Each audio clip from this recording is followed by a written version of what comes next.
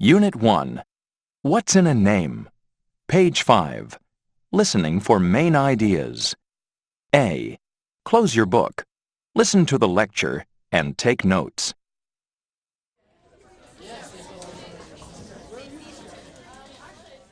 Good morning, everybody. Good morning, Felipe, Monica, Theo, and I can't remember your name. Patricia. Right, Patricia. Those are all beautiful names. And that's our topic today. Names. Names are a cultural universal. This means everyone uses names. A person's name can tell us a bit about a person's family. Today, we'll begin by looking at first names and how people choose names for their children.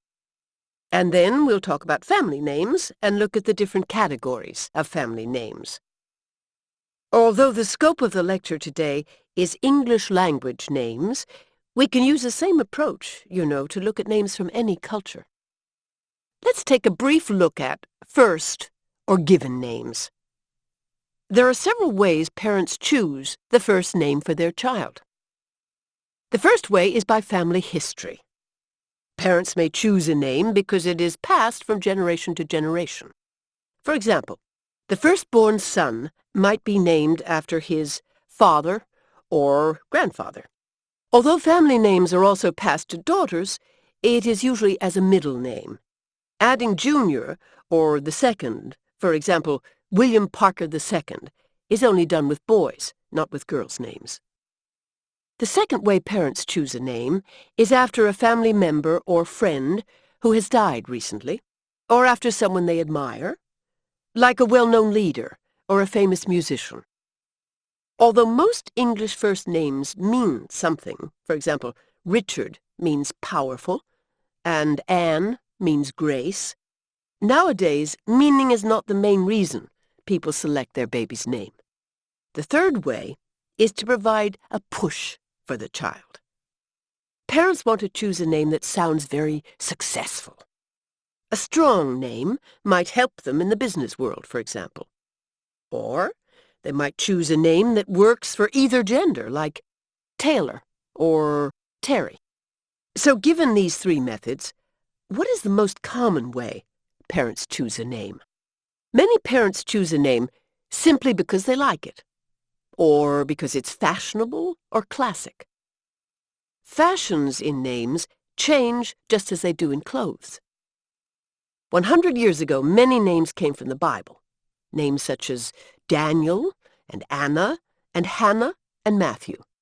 Then, 50 years ago, biblical names went out of fashion. Nowadays, names from the Bible are becoming popular again. Similarly, parents often choose classic names. Names that were popular in 1900, 1950, and are still popular now.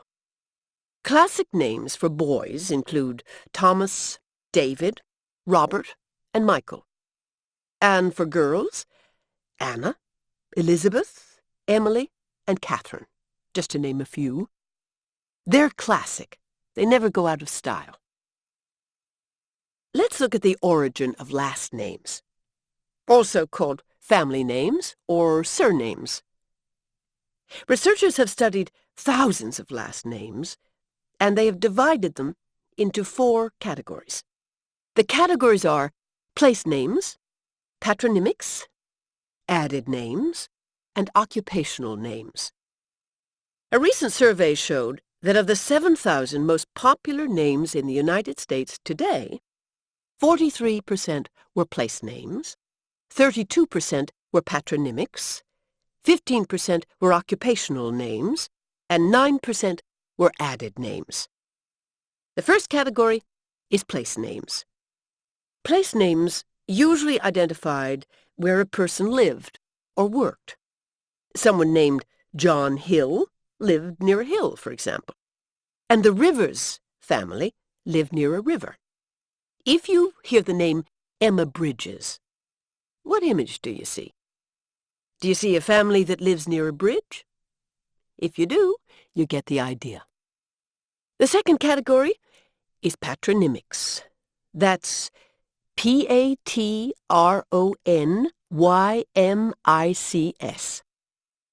A patronymic is the father's name, plus an ending like S-E-N or S-O-N. The ending means that a child, a boy, is the son of his father. The names Robertson, Peterson, and Wilson are patronymics. Robertson is son of Robert. Peterson is son of Peter, and so on. The third category is added names. Linguists sometimes call this category nicknames. But when most of us hear the word nickname, we think of a special name a friend or a parent might use. The word nickname is actually an Old English word that means an additional name, an added name. So I'll use the term added name. This category of last names is fun because the names usually described a person. Reed, Baldwin, and Biggs are examples. Reed was from red, for red hair. Baldwin was someone who was bald, someone who had little or no hair. And Biggs? Someone big? Yeah, someone big, right. Now, if we look around the room, we could probably come up with some new last names, like Curly or Strong. Now, the fourth category is occupational names. The origin of the family name was the person's occupation. The most common examples of occupational names still used today are baker, someone who bakes bread; tailor, someone who sews clothes; miller, someone who makes flour for bread; and smith. Now, Smith is actually the most common name in the Western English-speaking world. The name comes from an Old English word, smite. That's S-M-I-T-E, which means to hit or strike. In the old days, a smith made metal things for daily life, like tools. Every town needed smiths.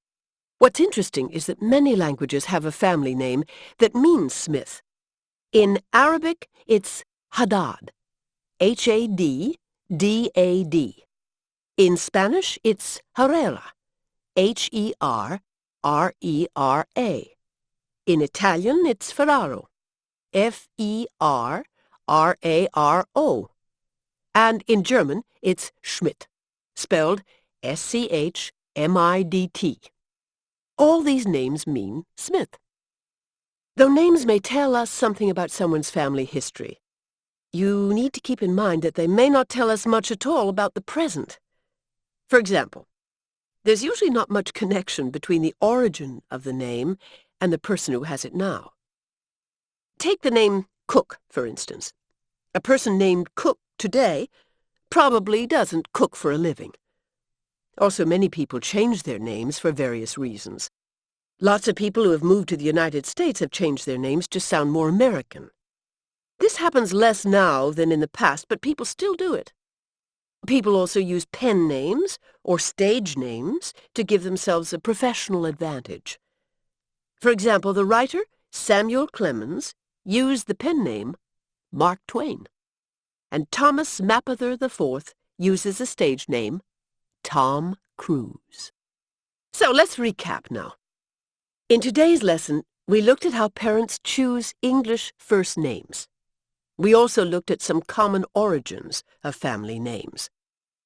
In the next class, we'll look at how names are given in Korea and in Japan. This is covered in the next section of the book. That's all for today.